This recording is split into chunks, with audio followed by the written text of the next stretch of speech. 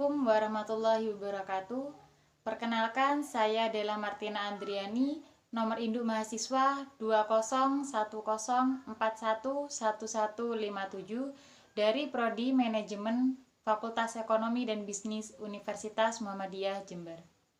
Seperti biasa, saya akan menjelaskan kembali materi yang telah diulas oleh Bapak Idris Mahmudi selaku pengampu Al-Islam dan Kemuhammadiyahan Universitas Muhammadiyah Jember.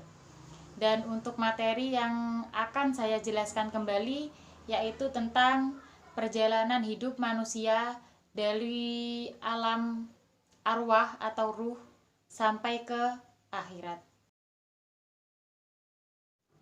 Baik, untuk yang pertama yaitu perjalanan manusia sendiri.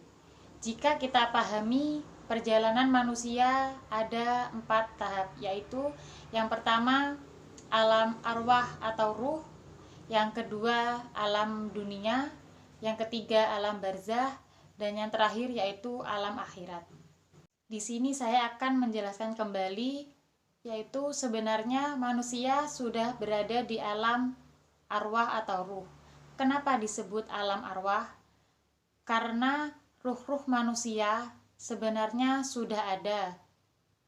Hanya saja ruh-ruh manusia berkumpul jadi satu di suatu tempat yang tempat itu disebut dengan alam arwah. Sebenarnya sebelum manusia ada, ruhnya sudah ada. Di sini, jika ada yang mengatakan alam arwah atau ruh berada pada alam rahim, sebenarnya bukan. Karena alam rahim merupakan pertemuannya antara ruh dengan jasad. Jika dilihat dari hadis Nabi, arwah atau ruh itu masuk ke jasad pada usia 4 bulan di dalam kandungan. Dan menurut profesor orang barat, ternyata manusia itu membawa iman.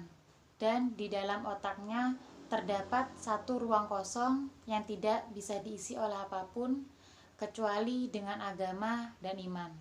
Itu paparan yang menyangkut dengan alam arwah atau ruh. Yang kedua yaitu alam dunia.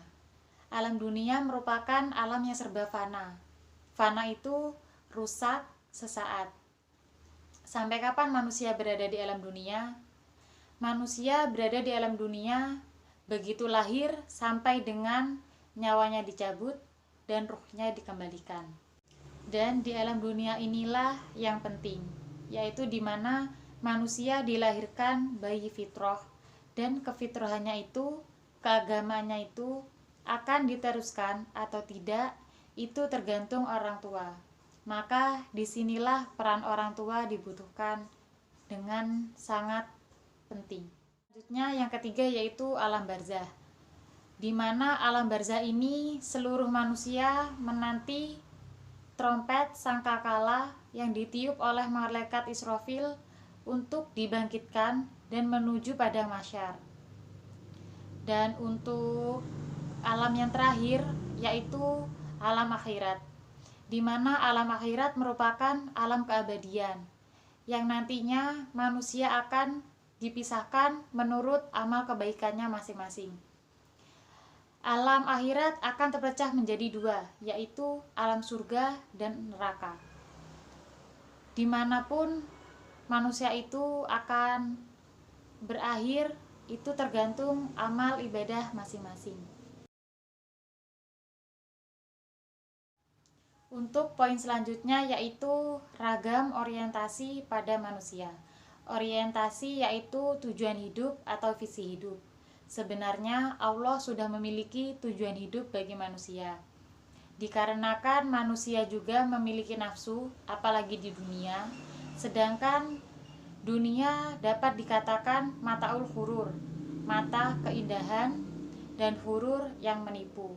Oleh karena itu, kadang manusia memiliki orientasi yang melenceng dari tujuan utama. Untuk poin selanjutnya yaitu fungsi diciptakan manusia. Dari banyak fungsi manusia di dalam hidup ini, ada dua inti tugas manusia di dalam hidup ini, yaitu satu, manusia diciptakan sebagai Abdullah atau hamba Allah, dan yang kedua, Khalifatullah sebagai khalifah pemimpin atau pengganti Allah. Maka dua inti ini yang melekat pada diri dan amanah manusia. Dan untuk tambahan yang terakhir yang harus semua manusia ketahui, yaitu dalam kehidupan Al-Quran itu tidak ada keraguan. Jika kita bersungguh-sungguh berpedoman pada Al-Quran, maka hidup kita akan sukses baik di dunia maupun di akhirat. Itu saja yang dapat saya sampaikan. Jika ada kesalahan mohon dimaafkan. Wassalamualaikum warahmatullahi wabarakatuh.